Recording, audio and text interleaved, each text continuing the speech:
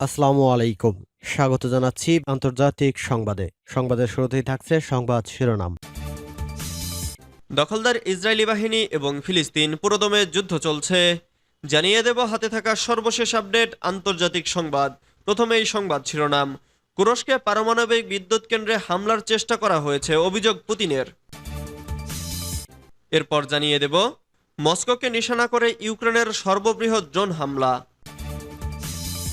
এদিকে বিশ্বের চলমান যুদ্ধ থামাতে আগ্রহী ভারত, বলেছেন মোদি। এরপর জানিয়ে দিব জেলেনস্কির সীমান্ত পরিদর্শন, নতুন হামলা প্রতিহতের দাবি রাশিয়ার।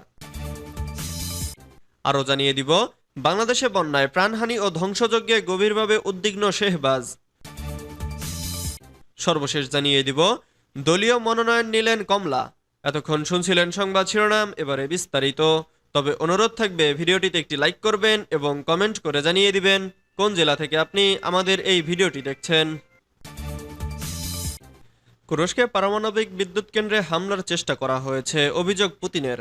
রাশিয়ার তুরস্কে পারমাণবিক বিদ্যুৎ কেন্দ্রটিতে ইউক্রেনীয় বাহিনী হামলার চেষ্টা করেছে বলে অভিযোগ করেছেন রুশ প্রেসিডেন্ট ভ্লাদিমির পুতিন।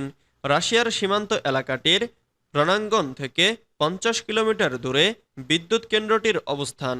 সরকারি বৈঠকে গতকাল বৃহস্পতিবার পুতিন অভিযোগ করেন শত্রুরা গতরাতে পারমাণবিক বিদ্যুৎ কেন্দ্রটিতে হামলার চেষ্টা করেছিল। এ বিষয়ে আন্তর্জাতিক আণবিক শক্তি সংস্থাকে অবগত করা হয়েছে। পুতিনের বৈঠকের খবর দেশটির টেলিভিশনে সম্প্রচার করা হয়। নিজের দাবির পক্ষে পুতিন অবশ্য কোনো প্রমাণ হাজির বা আক্রমণের বিশদ বর্ণনা করেননি। আইএইএ প্রধান রাফায়েল গ্রোসি আগামী সপ্তাহে তুরস্ক পারমাণবিক বিদ্যুৎ কেন্দ্রটি পরিদর্শনে যাওয়ার পরিকল্পনা করেছেন বলে গতকাল সংস্থাটির এক মুখপাত্র জানান।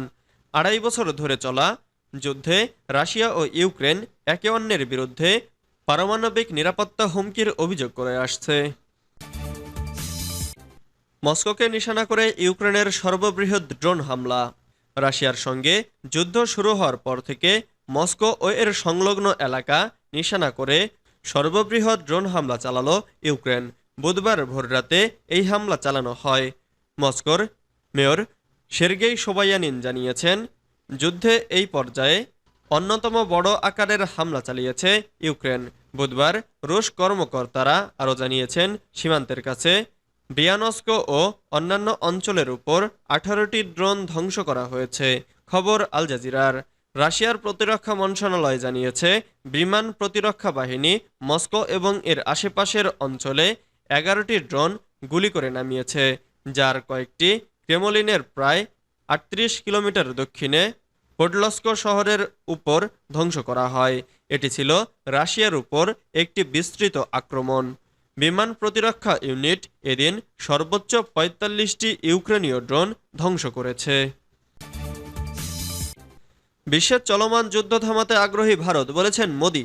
ইউক্রেন, রাশিয়া এবং মধ্যপ্রাচ্যের চলমান যুদ্ধ বন্ধে আগ্রহী ভারত।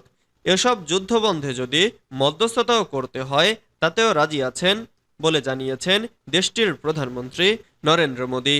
গতকাল বৃহস্পতিবার 22 আগস্ট পোল্যান্ডের রাজধানী ওয়ারশোতে এসব যুদ্ধ বন্ধে নিজ দেশের আগ্রহের কথা জানান তিনি।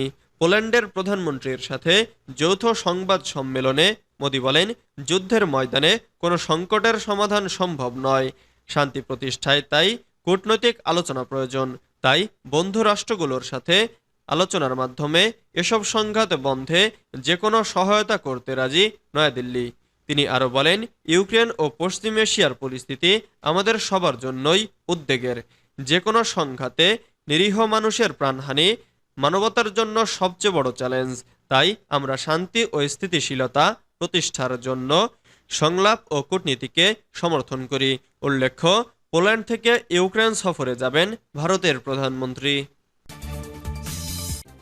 জেলেনস্কির সীমান্ত পরিদর্শন, নতুন হামলা প্রতিহতের দাবি রাশিয়ার। ইউক্রেনের প্রেসিডেন্ট ভলোদিমির জেলেনস্কি রাশিয়ার সীমান্তবর্তী এলাকা সফর করেছেন। এই সীমান্ত অঞ্চল দিয়ে ইউক্রেনীয় বাহিনী 2 সপ্তাহ আগে রাশিয়ায় প্রবেশ করেছিল। জেলেনস্কি বলেছেন, তাদের সেনারা আরেকটি রুশ গ্রাম দখল করেছে। অন্যদিকে মস্কো দাবি করেছে তাদের বাহিনী পূর্ব ইউক্রেনে একটি গ্রাম দখল করেছে।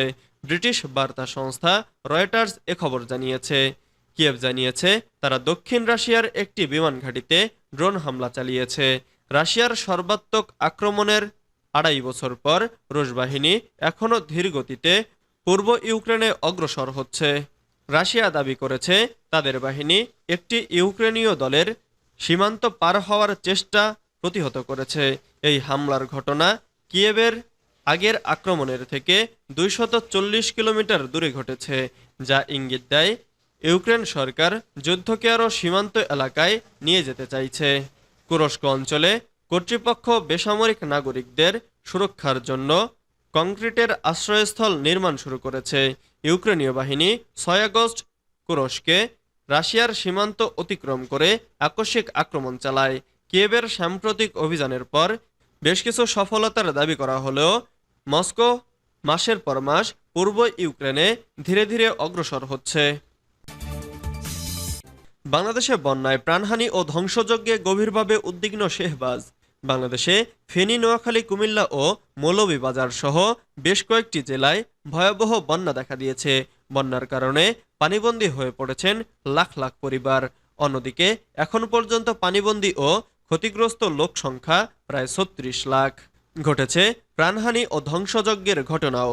এমন অবস্থায় বাংলাদেশে বন্যায় প্রাণহানি ও ধ্বংসযজ্ঞের ঘটনায় গভীরভাবে উদ্বিগ্ন হওয়ার কথা জানিয়েছেন পাকিস্তানের প্রধানমন্ত্রী শেহবাজ শরীফ। এছাড়া বিপর্যয়ের এই সময় পাকিস্তান বাংলাদেশের সঙ্গে একাত্মতা প্রকাশ করছে বলেও জানিয়েছেন তিনি।